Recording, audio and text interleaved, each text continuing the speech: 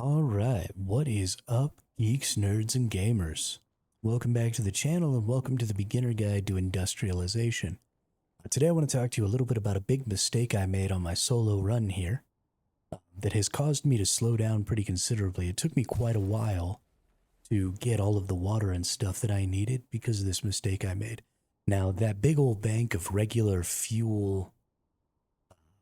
power generators down there is not actually the issue. That's not the mistake. The mistake that I'm talking about is these large cisterns right here. I skipped completely over having any other form of water generation. Right, I went straight to the large cisterns because I was able to get out here very, very quickly in just a day or so and get active on making this base and doing all this stuff. It didn't take me very long at all. It was about a day and a half to get my ornithopter, and then I just went ahead and I flew over here and I started my base. I started looking into getting into the duraluminum tier and stuff like that. This was a huge mistake, and had I not recognized the mistake and stopped making the directional wind turbines, which are the duraluminum tier of wind turbines, and just started making these other regular power generators, it actually would have taken me even longer because I got bogged down really hard trying to get calibrated servos. So we want to talk a little bit about today about how the game has balanced your power and water generation and why it seems so imbalanced when you look at just the material costs of these things. So let's take a quick look. So one of these regular power generators, right, your standard fuel powered generator, earns you 75 power and costs you 45 salvaged metal. If you want to double that efficiency, if you want to get twice that fuel power, you have to go up to the omnidirectional wind turbine, and that's going to cost you 45 steel ingots, 65 cobalt paste, and 20 calibrated servos. Now, that doesn't seem like a whole lot, but there is an additional tax on top of that, right? Because these take straight fuel cells. You can just put a fuel cell in there, and it runs for an hour. The omnidirectional wind turbines do not take fuel cells. You have to make lubricants in order to make the this is not the right bench. The lubricants are made inside your chemistry bench. So you have to make lubricants in order to get those omnidirectionals to run. They cost 1 silicon block, 1 fuel cell, and 4 water. It actually is 2 fuel cells, or maybe 2 silicon blocks, if you have the lower tier chemistry bench. The cost of these is actually reduced when you're in the higher tier chemistry bench. So getting a higher tier chemistry bench, definitely a good idea, but getting the omnidirectional wind turbines is not such a good idea. And you might say, well, Hermit, that's not really a big deal, right? That's a little bit, it's a silicone block and a fuel cell. You're absolutely right. But what if you go up to the directional wind turbines? The next tier of wind turbine after these is the directional wind turbine. It's duraluminum tier. It's going to require, and this is why you should step up, because it requires cobalt paste calibrated servo here. It also requires cobalt paste and calibrated servo here. So anything that you put into these, right, with these special materials, these cobalt pastes and these calibrated servos, you get 100% of these resources back when you destroy these. So nothing is getting wasted here, except maybe those steel ingots, which I'm honestly sure you'll be able to figure something out for. You might need them for making pentashields. You might need them for repairing some old gear. You might need them for a whole bunch of stuff. So these steel ingots aren't ever really going to go to waste.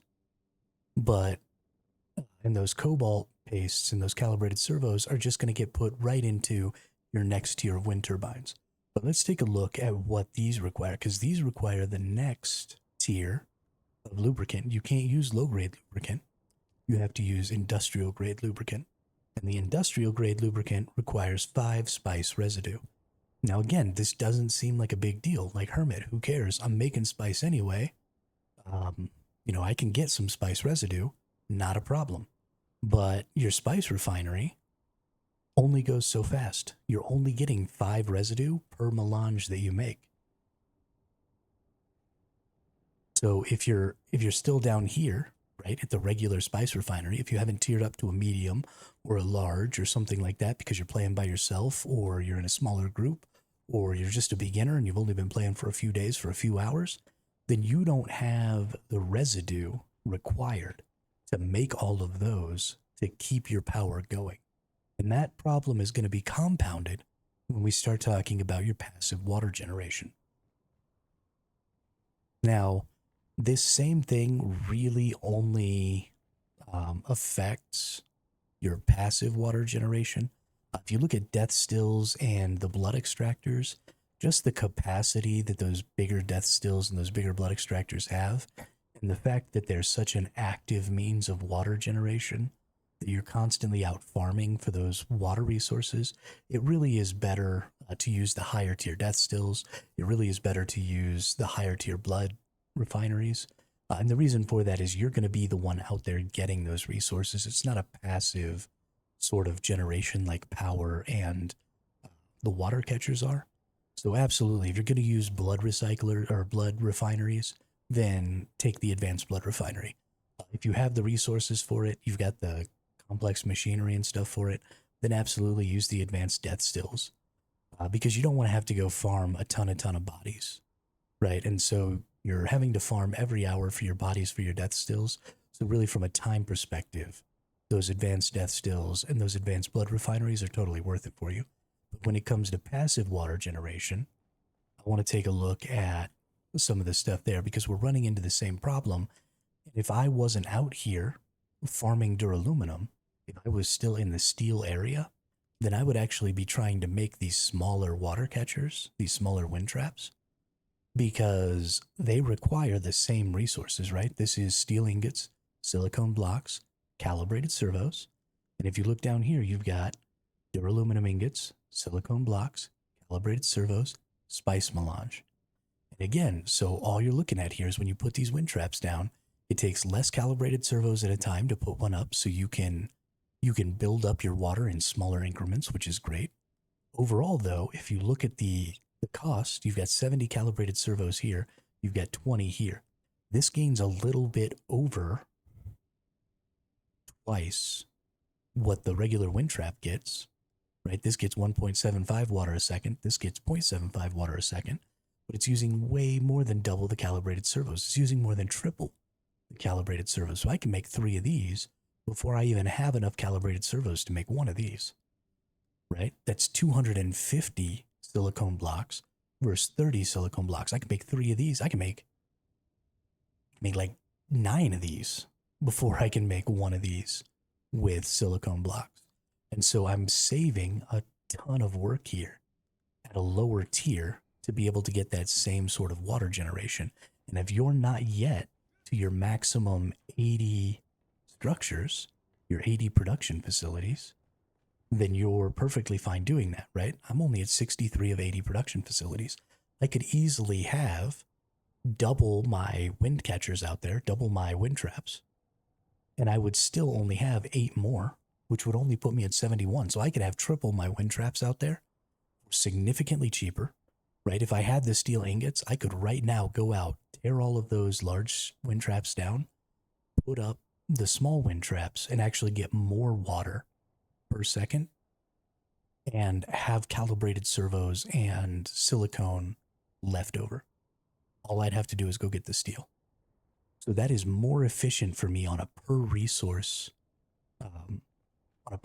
scale because I have the facility slots available to do that because I don't have a ton of refineries because I'm just one person, right? I can't even run on these refineries 24 hours a day, 7 days a week because I don't have the time to go gather all those resources, and I don't even need that many resources. I have 1,000 duraluminum just sitting in a box right now.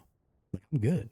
So there's no point in making that huge industrialization if I can't utilize it. Now, if you're in a huge guild and y'all are super end game, absolutely, you want those bigger things, but you want to step up into them because that's going to be easier for you. And now we're going to look again. Let's take a look at the wind traps. When you go in here and you take a look, you have makeshift filters, you have standard filters. These go in the regular wind traps. And then you have particulate filters, and there's actually another better filter that goes into large wind traps that comes from the next tier of these survival fabricators. So your makeshift wind trap, super easy. Plant fiber, steel ingots, water. And that'll run your small wind trap for 8 hours. The standard filter, again, silicone block, plant fiber, some aluminum, some water. Right? So that's a step up that's going to run it for longer. I believe these standard filters will run that thing for 24 hours. And then it's super, super cheap to make. So your ability to sustain that water 24/7 is drastically improved by using these cheaper, easier to get resources. And then, so this particulate filter is what you need for your large wind traps. And if you take a look at this, you've got duraluminum, plant fiber, silicone block, right? All the same stuff, except I also need that spice residue. So if you tier all the way up to the duraluminum tier and you don't have the spice refineries, right? If you don't have the spice gathering happening, produce enough of that residue, then you're not even going to be running these things all the time, right? I woke up this morning to all of my wind traps being down because they didn't have any filters in them because I didn't have any freaking spice residue. So go back to the lower tiers, use those lower tiers, and don't move into the higher tiers until you find yourself at an absolute limit, right? Until you find yourself maxing this 80 out. Because once you hit this 80, then absolutely, okay, I need to start, tearing down some old stuff, putting up some new stuff. But you're going to find tearing down that old stuff and putting up that new stuff is insanely easy because a lot of your resources are carrying through. Now, the same thing is going to be true of your water cisterns. Let's take a look at what it takes to make a water cistern, because I think you're going to be freaking out a little. You've got your little water cisterns, right? They only have 5,000 water capacity, which means it takes 20 of these to make a large water cistern. It takes 5 of these to make a medium, but they only cost 25 copper ingots. I can make 25 copper ingots right now, instantly. I take my buggy out, I load it down, and I can make 300 of these. Right? It's insane. Your next tier of water cistern is your medium water cistern. Now you're looking at steel ingots and silicone blocks. Right? So you're adding an additional resource that you have to go find, and you're looking at 60 steel ingots. So again, you have to have iron ingots and carbon to make your steel ingots. And then you have to use way more steel ingots to make this one. Now, technically, I guess that's not true because there's 25 and you have to have 5 of these. So it's actually 125 versus 60. But still, your resources are going out the window. The biggest jump, and I think the one that really matters, is if you look at the difference between your medium and your large water cistern. You're getting 4 times the amount of water capacity here, right? You're going from 25K to 100K. But look at A, how many silicon blocks it takes, and B, you have to have 25 industrial pumps. Now, industrial pumps aren't terribly difficult to come by, but you need industrial pumps for your ornithopter wings. You need industrial pumps for some of your late game buildings, right? I'm currently actually waiting on industrial pumps so that I can make this thing. So I got to go get some more. You're going to be using those industrial pumps for a lot of things.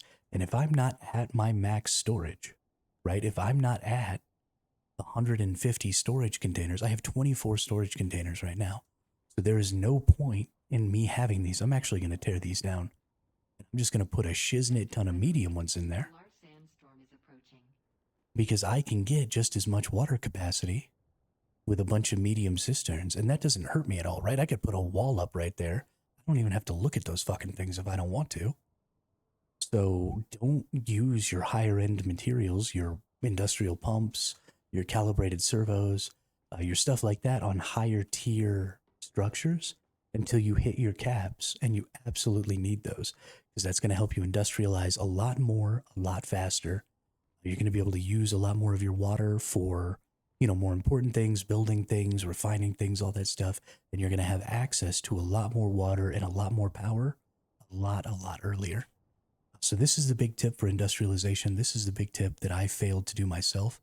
So if you don't forget that and you make sure and you max out those structure limits before you start worrying about tiering up into the next tier, I think you're going to find that you end up having a much, much easier time and that you don't feel like you get stuck. Right? Follow the path. The path is laid out for you. Take it one step at a time. And you'll make it all the way to the top in no time. So thank you all for hanging out today. Thanks for watching this video. If you like, don't forget to like and subscribe. I also stream Dune every single day right now. We're doing our solo run. We're about 10 days in. Tomorrow will be 11. So catch us over on Twitch or here on YouTube while we're streaming.